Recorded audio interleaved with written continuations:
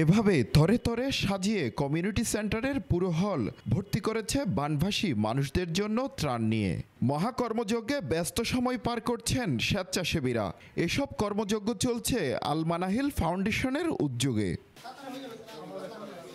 সাম্প্রতিক বন্যায় ক্ষতিগ্রস্ত মানুষদের জন্য চট্টগ্রামের কাজীর দেহরি ভিআইপি টাওয়ারের নিচে ভিআইপি ব্যাংকুয়েট হলে 50 থেকে 60 জন স্বেচ্ছাসেবী দিনরাত কাজ করছেন বিভিন্ন খাদ্যপণ্য প্যাকেজিংয়ের। বস্তায় ভরছেন চাল, ডাল, চিনি, লবণ, তেল, বিস্কুট, মেডিসিন সহ বিভিন্ন নিত্য প্রয়োজনীয় সামগ্রী। এসব ত্রাণ প্রস্তুত করে সরবরাহ করছেন বন্যা দুর্গত এলাকায়। বন্যার্থদের জন্য কাজ করতে পেরে ভালো লাগার কথা জানান স্বেচ্ছাসেবীরা। এই বন্যার্থদের জন্য যে ইয়াগুলো করতেছে, এটা আমার কাছে অনেকটাই ভালো লাগতেছে। আমার তো স্বাভাবিক ভালোই লাগবে। আমি চাই আল মানাহিলে অনেকে আসতেছে না, যারা চিনে না তারা অন্তত এসে সহযোগিতা করুক। আমাদের যে ভালো লাগছে, বিপদ অন্যের পাশে আমরা দাঁড়াতে পারতেছি, তাও বন্যাতে যারা আমাদের দেশের মানুষেরা, তা আমাদের উচিত যে সবসময় তাদের সাহায্য করা। সবাই মাদ্রাসা ছাত্র, স্কুল বাচ্চাদের ছাত্র সবাই স্বেচ্ছায় খুশি কাজ করতেছে। আল মানাহিল ফাউন্ডেশন বিশ্বস্ততা এবং বিভিন্ন দুর্যোগে এগিয়ে আসে বলে দেশ এবং দেশের বাইরে থেকে ত্রাণ এবং বিভিন্ন নগদ অর্থ সহ সহায়তা দিতে আসছেন অনেকেই।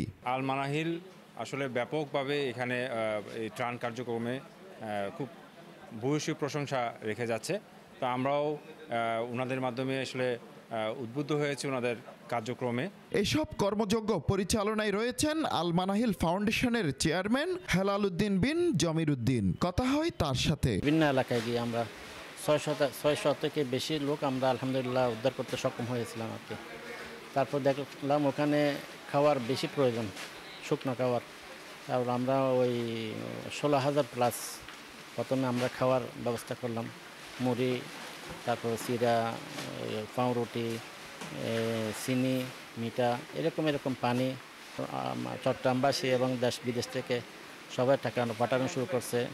10 লক্ষ টাকা, 20 লক্ষ টাকা, 1 কোটি টাকা পর্যন্ত আমাদেরকে সহযোগিতা করছে। তারপর ডেলি আমরা 3,000, 4,000, 5,000 খাদ্য আমরা এলাকায় পৌঁছাচ্ছি। কাজ শুরু করবো আর কি ইনশাআল্লাহ। আমরা 1000-এর উপর ঘর করার উদ্যোগ নিচ্ছি আর কি, আল্লাহ তৌফিক দিলে। চট্টগ্রামবাসী বা বাংলাদেশে আমাদের যারা ডোনার আছে সবাই যদি আল মানাহিলের সাথে এখন যেভাবে সারা দিচ্ছে আরেকটু যদি এগিয়ে আসে তাহলে হাজার হাজার ঘর আমরা ওখানে ইনশাআল্লাহ করতে পারবো। আমার পিছনে যেসব বস্তা দেখা যাচ্ছে সেসব বস্তাগুলো বন্যার্থদের জন্য ত্রাণের ব্যবস্থা করা হচ্ছে। আল মানাহিল ফাউন্ডেশনের মতো সকল স্বেচ্ছাসেবী ফাউন্ডেশন এবং সমাজের বিত্তবানরা এগিয়ে আসলে কোনো মানুষই হয়তো থাকবে না অনাহারে বা ক্ষুধার্ত হিসাবে। তাই সকলকে এগিয়ে আসার আহ্বান সর্বস্তরের মানুষের। হোসাইন আব্বাস, বাংলাধারা, চট্টগ্রাম।